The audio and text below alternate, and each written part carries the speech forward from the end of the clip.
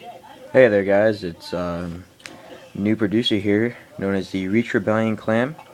Now, the Reach Rebellion clan, it's an old clan. But yeah, let's get started. This game is, well, I'm playing Axis and Allies, the national production. That's the national production chart. Now, Axis and Allies is basically 1942, and there are 5 sides. There's the Soviet Russia, there's the British, the USA, Germany, and Japan. The Germans are black, as you can see. USA is green. Then there is the Japanese, Soviet Union, and British. Right now, my friend, he's gone. He's at his brother's birthday, but me and him are playing. It's a 2-player. He's going to be the Axis. There's all of his stuff, and I'm going to be the Allies, the USA. See, I got my stuff sorted out here, from everything. We got all the stuff laid out that we needed. We got our chips. We got our game setup card. We got our units set up that they need be. I sort of spread his around a little bit because they were all clustered up, and the ships are sort of in different places. But I already, since he's gone, I've been reading up on this and about the amphibious assaults and stuff, and I'm planning on doing a strategy. So this is going to be my strategy. Basically, what I'm gonna do is I'm gonna go first. So it's allies go first. So and we're just gonna go down it. It's gonna be me first.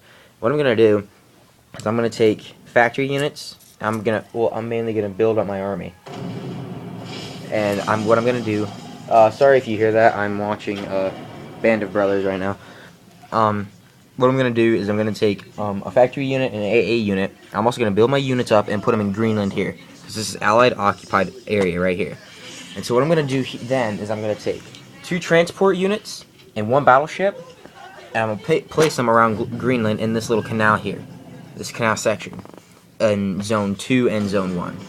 After my turn's over, and if he moves his spaces around, if he is building up his army, I am then going to go over here, and I'm going to call in more ships, basically more carriers, and or more transports and battleships and destroyers, and maybe an extra aircraft carrier.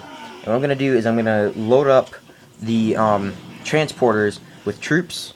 Each transporter is going to consist of 1 artillery, 1 tank, and 2 infantry units. Basically, my friend and I decided that 1 infantry unit equals 100 infantry.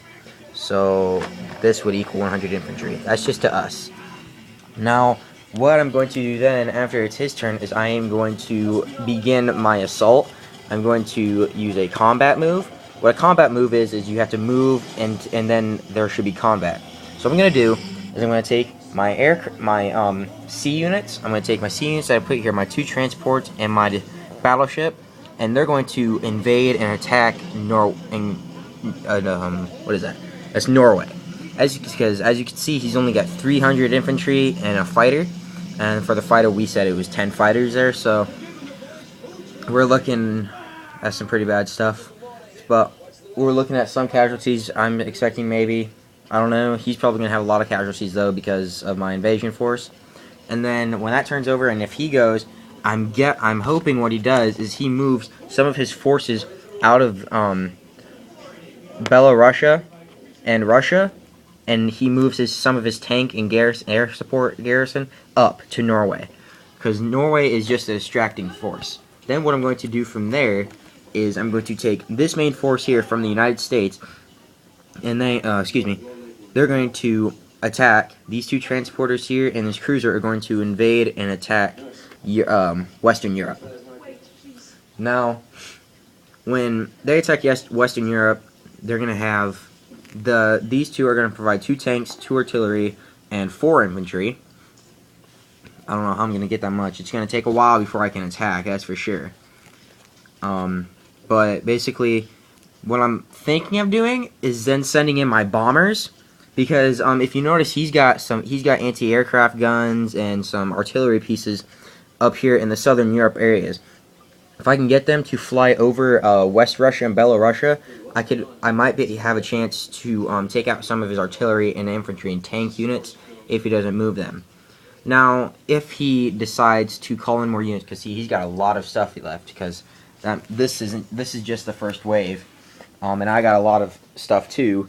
But anyway, if he starts moving his men backwards, by that time I'm going to take my battleships, my aircraft carriers, and my transporter here, and they're going to load up units, and they're going to move they're going to move into these areas and try and take this border here.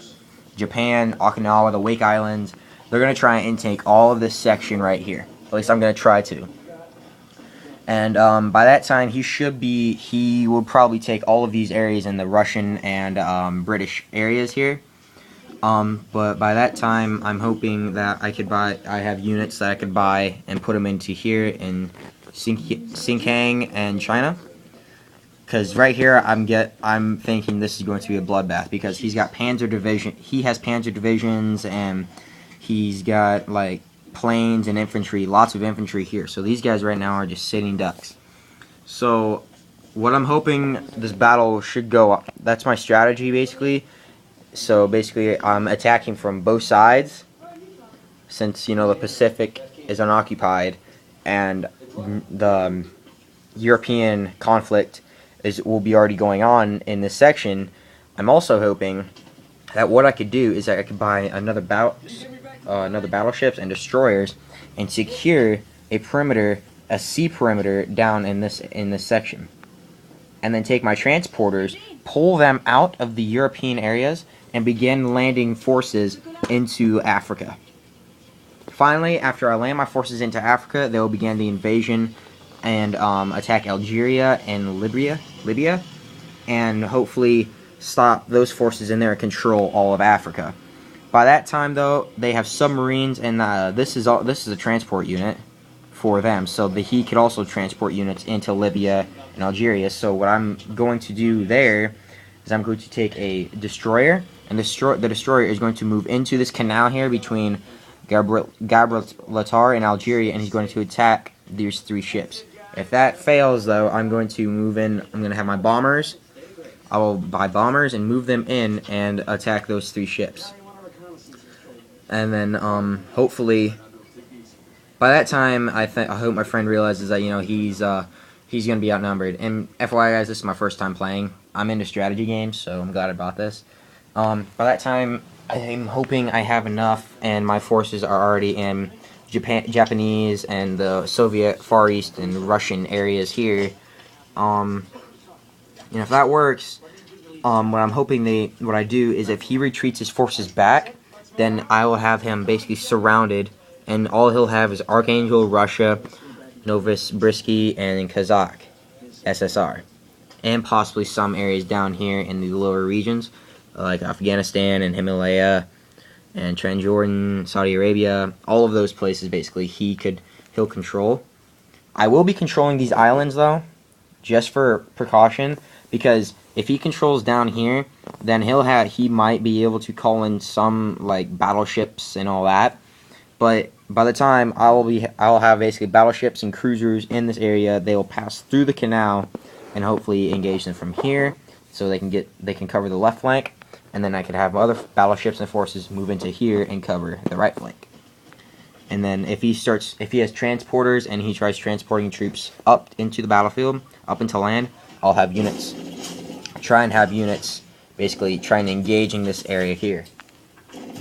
So yeah, that is this is basically part 1 of the conquest of the world, I guess, if you want to call it.